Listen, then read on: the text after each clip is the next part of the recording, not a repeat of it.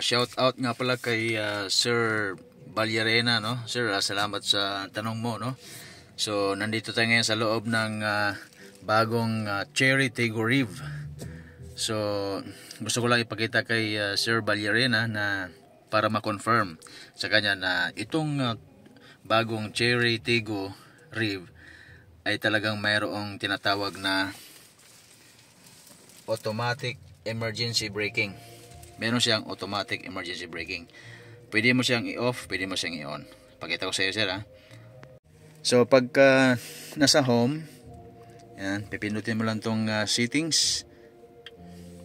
Tapos, driver assistance.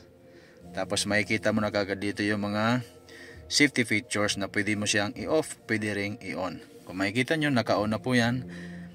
Meron siyang integrated cross assist, exit warning, intelligent avoidance system, forward collision warning system.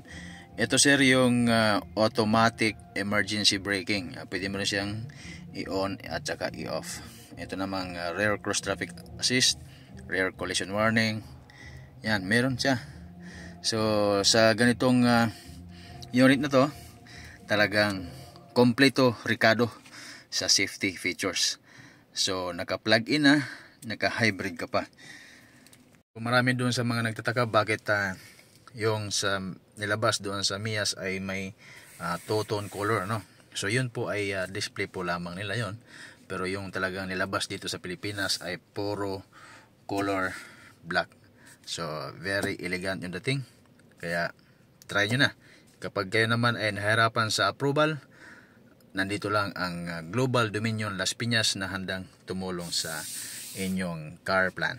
So, yun lang, mga kapartners. Salamat.